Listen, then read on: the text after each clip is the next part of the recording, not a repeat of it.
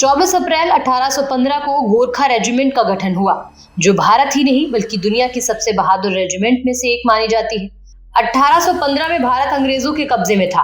अंग्रेज चाहते थे कि नेपाल पर भी उनका कब्जा हो, इसलिए अंग्रेजों ने नेपाल पर हमला किया। करीब 1.5-2 साल युद्ध चलता रहा।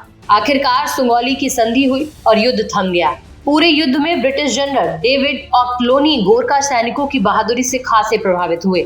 उन्होंने सोचा कि इतने बहादुर सैनिकों को क्यों न ब्रिटिश सेना में भर्ती किया जाए, इसलिए उन्होंने गोरखा रेजिमेंट का गठन किया। 24 अप्रैल 1815 को गोरखा रेजिमेंट की पहली बटालियन को नासिरी रेजिमेंट के रूप में स्थापित किया गया। ये रेजिमेंट बाद में वन किंग जॉर्ज की अपनी गोरखा राइफल्स बन गई और लेफ्टिनेंट लॉटी के नेतृत्व में मौलुन किले में कार्रवाई देखी गई। 24 अप्रैल 1974 को राष्ट्रवादी कवि रामधारी सिंह दिनकर का निधन हुआ। वे हिंदी के प्रसिद्ध लेखक, कवि और निबंधकार थे। दिनकर को आधुनिक युग के श्रेष्ठ वीर रस के कवि के रूप में जाना जाता है। उन्होंने राष्ट्रीय भावनाओं से ओतप्रोत क्रांति और संघर्ष की प्रेरणा देने वाली ओजस्वी कविताओं को अपने साहित्य में स्थान दिया।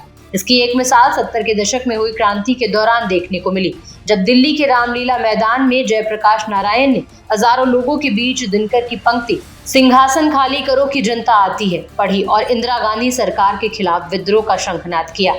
रामधारी सिंह दिनकर का पहला काव्य संग्रह विजय संदेश 1928 में प्रकाशित हुआ। इसके बाद उन्होंने कई रचनाएं की। उनके कुछ प्रमुख रचनाएं परशुराम की प्रतीक्षा, हुंकार और उर्वशी है। उन्हें 1959 में साहित्य अकादमी पुरस्कार से नवाजा गया।